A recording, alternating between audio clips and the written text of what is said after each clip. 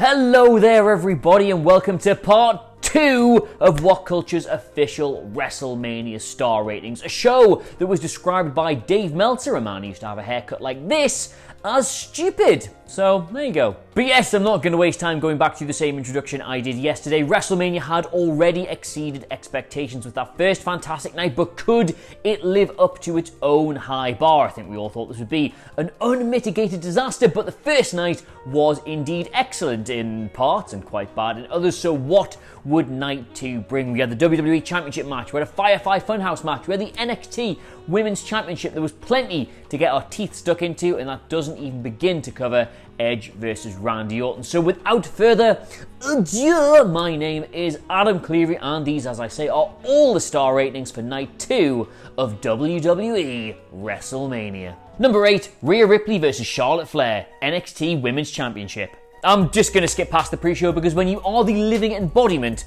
of a main event, you don't really have to worry what happens on the kickoff and go straight to Rhea Ripley versus Charlotte Flair for the NXT Women's Championship, and my God, this ruled. Strangely, this was one of the few matches on the entire WrestleMania card that remained entirely unmolested from what it was supposed to be presenting us with. We knew when Charlotte won the Royal Rumble, they were probably going to go down this direction. They were going to have a challenge for the NXT Championship, and then they built to it on NXT, they built to it on Raw, and, well, here we are. They haven't had to change any of it. And much in the same way as the Women's Tag Team Championship match opened last night, and everybody involved managed to basically get away with the silent arena by just doing loads of interesting and entertaining smack talk, they tried to do a similar approach here, except it was the harrowed, pained screams of two women in agony. This was because the match's story was based around Charlotte going after, targeting, and decimating Ripley's knee. Now, this was smart for two reasons. Firstly, because A, it obviously informed the finish, but secondly, if you ever saw and or heard that Mae Young Classic match where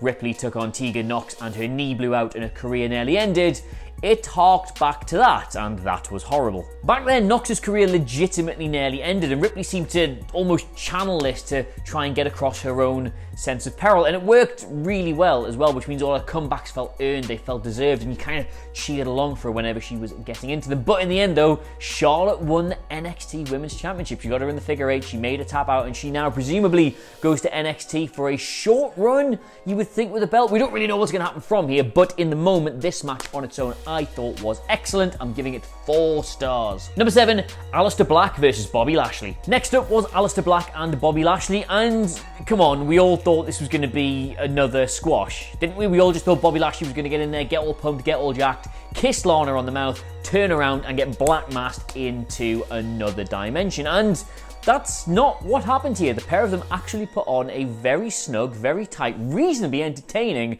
pro wrestling match. Don't get me wrong, it wasn't great, but this was a meaningless spectacle, and yet the two men in it worked really hard. Like, Lashley looked excellent, although his long tights, they were new. They're probably the thing that sticks most in the mind of all of this, and there was a lot of back and forth, which we've not seen in an Aleister Black match for a good long while. Some of the moves looked brutal. There was quite big suplexes, there was quite big spots. It was better than it had any right to be. But the finish, and oh my God, the finish. Right, so Lashley has Black exactly where he wants him, and Lana, vaunted pro wrestling mind that she is, she tells him instead to go for the spear, which is of course easily countered by something like a black mass. So she looks like an idiot for suggesting it, and Lashley looks like an idiot for going through with it, and Black, even though he then won, doesn't particularly get over because, well, he kind of needed Lana to help him out. In a way, it was really stupid. I'm going to give it 2.25 stars. Number 6, Otis versus Dolph Ziggler. Next up was the long-awaited conclusion, the most hotly anticipated payoff match to WWE's longest-running and most entertaining storyline, the spiritual main event of WrestleMania weekend. You know exactly what I'm talking about. Otis versus Dolph Ziggler, and this, more than any other match across the weekend, really suffered from not being in front of a live crowd. Yes, this was the categorically not a Mandy Rose on a pole match, in which she was not some prize to be fought over by two men, in which two men fought over her, and in the end one of them claimed it as a bit of a prize. But anyway, I digress. This was pure pro wrestling drama. It was daytime soap opera stuff that should have been informed by the boos and the cheers of a crowd, but without them just looked quite stupid in parts. Don't get me wrong, again, like Aleister Black and Bobby Lashley, was way tighter as a pro wrestling match than you really expected it to be. A lot of the spots were good, it went back and forth, Sonya Deville played a great role in it, but it just, They were part of this that needed the approval of thousands of people. It needed them to push them on into doing things, and without that, it didn't work. The crowd are an important part of how you put a match together, and without them, you have to do it differently, and they didn't do it differently, even though they were without them. So I can only in good conscience give this 2 stars. Oh, actually, was it worse than Bobby Lashley versus Aleister Black?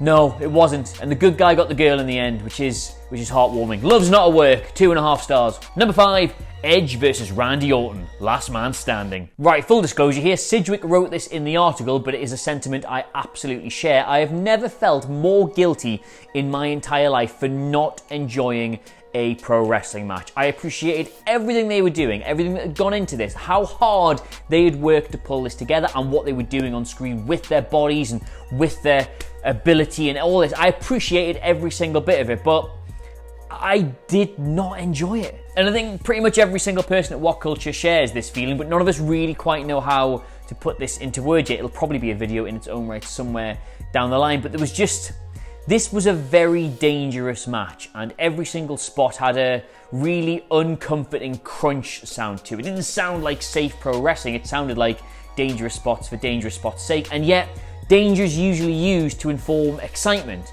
and there wasn't any excitement in this, which just meant everything was wince-inducing. It was really uncomfortable. And that is a massive shame, because this is one of WWE's most intelligently plotted storylines in years. That pop for Edge coming back was fantastic, and we all thought Randy was maybe the right opponent for him, and it built and it built and it built, and even with all this other stuff going on, it survived that. Edge did a really good job cutting those promos in those empty arenas. He's part of the reason you made you realise that this could actually work in the circumstances, and yet there was just nothing about this match that was enjoyable. It was effectively some kind of war of attrition that just went on and on and on, to the point where you were constantly watching it going, that's enough, boys, maybe go back to a ring now, maybe do something a little bit safer. Come on, lads, we've all had enough here, we've all had a drink, lads, let's all just get back in the ring and we'll settle this like pro wrestlers. And no, it was crunch after bone-hitting steel after everything. And given what we know Edge has been through all of this, this was not something for wrestling fans to enjoy. It was just something for wrestling fans to watch. And like I said yesterday when I was reviewing the Boneyard match, you cannot really judge any of this beyond simply how much it entertained you at the time. And for all I appreciate everything that went into this, and I respect both men enormously off the back of it, I don't think anybody really enjoyed it. I can't give it more than a 1.5 stars. What I will say though, and the whole reason it gets that 1.5 stars, is because I absolutely bought into the idea that these two flipping hated each other. So there was that at least, but there was only that. Number 4, the Street Profits versus Angel Garza and Austin Theory, Raw Tag Team Championship. Right, in short, this was good, but it wasn't a WrestleMania match. It was a random Monday Night Raw Tag Team match played in front of the WrestleMania crowd, or none of them. And again, the performers involved, they deserve massive respect for putting a lot of effort into this. This was an adrenaline-fueled match full of quick, exciting moments and a couple of dives here and there, and Montez Ford mercifully not breaking his back yet again. It's just, when there's no crowd there, there's no reason to do half of this stuff. And it's believable in a ladder match, and it's believable when there's real high stakes or there's a genuine hatred or rivalry between the teams, but just some thrown together NXT tag team, and it's just, not for me. I will say though, Angel Garza looked absolutely sensational here, as indeed he always does, and the Street Profits are a fantastic tag team, and fair play to Austin Theory for coming in and being a seamless introduction to this match out of like absolutely nowhere. When you think this match was technically supposed to be a 4-way for the United States Championship. That's what this was originally pitched as. Angel Garza, Rey Mysterio, Andrade, and Humberto Carrillo. That was supposed to be the match, and somehow it changed from that into a tag team match, which Andrade was, and then just, yeah. So, I'm getting off topic here. The match was fine enough. It was tight again. It could have been a lot better. It was a Monday Night Raw match. It was on WrestleMania. It's 2.5 stars. What more do you want from me? Number 3, the fatal 5-way elimination match for the SmackDown Women's Championship. Now, right, this was the match that we all hopefully thought was just going to be Bayley versus Sasha Banks. One way or another, the pair were going to come to blows, and that was going to be how this match finished. And maybe Bayley would win, and maybe Sasha would win. But either way, it was going to be Bayley versus Sasha Banks, and at no point in the match was it ever Bayley versus Sasha Banks. Right, you don't want to be unkind here during all this, but Tamina is not good. I mean, she tries her best, I can give her that. She's probably way better than I could ever be as a pro wrestler, but she's at a level below her colleagues, which is both jarring and noticeable, and in parts, not really fair on them. She did a standing pin in this match, where she put her hands on the rope, and the referee politely said, "You're not allowed to do that," that's not his job to tell her that. She's been a wrestler for 10 years. She knows she's not supposed to do that. It just... Oh, so there was just... Right, okay, so that was that. Tamina was in it. Tamina was the thing. We'll get past Tamina in a second. But then the Bayley Lacey Evans bit went on for about 1,000,000 years. A lot of it was quite contrived, but there were some positives. And those positives were basically Naomi. Her comebacks in this match were brilliant, I thought. She's not used very well. She's not used very much. But when she does get an opportunity like this, a platform like this, a stage like this, she always excels. She was the only person who had chemistry with every other person in that match. I think she even got something out of Tamina. And we did at least get this tease of Sasha versus Bayley, which was interesting, which did inform the story quite nicely. We can go into that coming out of here, but in the confines of the match, it added uncertainty. Basically, Bayley being responsible for eliminating Sasha, though it clearly being an accident.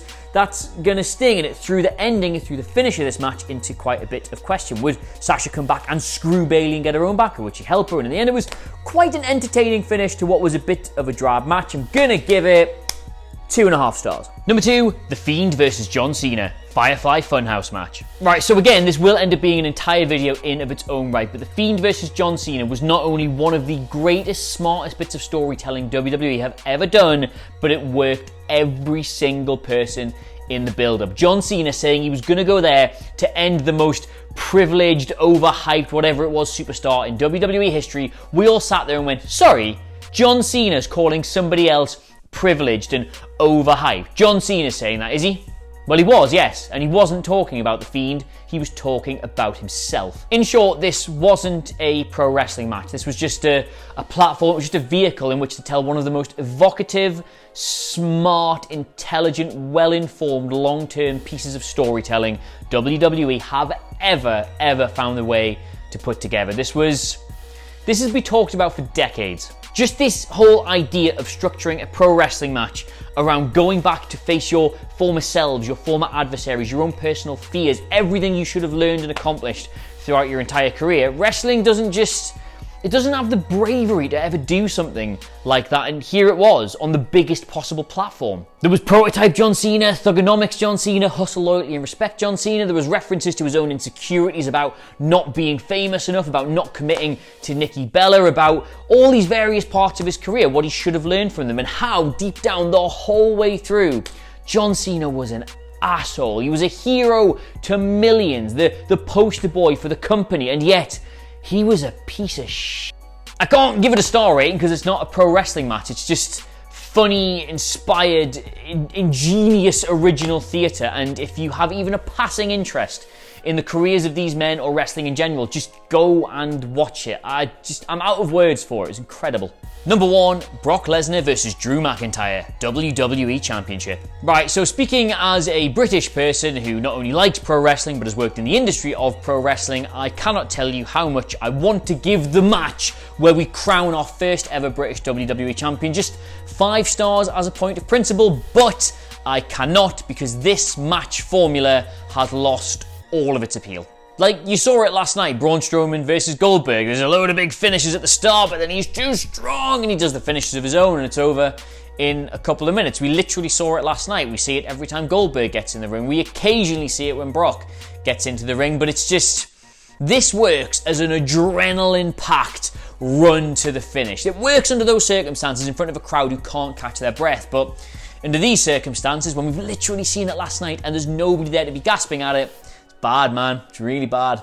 The thing is, this match is just so perfectly down the middle lane of disappointment for these two because there's 2 types of match you can do with them. Either you can do a normal athletic match, which they've both got in them. There's no reason Brock can't post the same kind of thing with Drew as he does with the likes of Balor and Styles and people like that. Drew is that good a worker. But also, because they're both so big, there's an incredible hoss fight in there between them. And this was neither. It somehow managed to be worse than both. Basically, right, they provided us with a familiar format and were yet still somehow wasteful in it.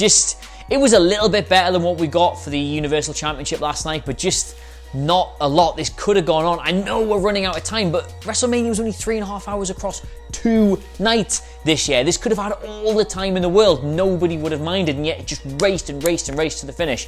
1 F5, 2 F5, 3 F5, Claymore, Claymore, Claymore, Claymore. 4-3 was the final score to the finishes, and it lacked all the excitement that would imply that it brings. Just to quickly sum it up, what is the point in kicking out the F5 at 1 if not for the atmosphere that generates from a live crowd, if not to get that shock, gasping pop out of them? If they're not there, it doesn't really work on television. It does nothing for the match itself. It was just, like a lot of other things in this, a bit of a waste and a bit nonsensical. And don't get me wrong, I'm delighted for Drew. He's one of the nicest men in the whole world, and as a fellow Brit, I salute you, sir. Thank you for bringing that belt home, but this was a 2.25 star match for me and nothing more. So there you have it. That was part 2 of our WrestleMania star ratings coverage. Just going to do the joke again. Making myself at home. Let me know what you made of it all in the comments below. Of course, don't forget to like, share, and subscribe. But in the meantime, thank you so much for watching. I cannot believe how good WrestleMania was over 2 nights in this current climate. But until next time, we've got loads more coverage on it coming up for you very soon. So keep it tuned to What Culture. That sounds about right. I have, of course, been Adam Cleary, and you will see me very soon. Goodbye.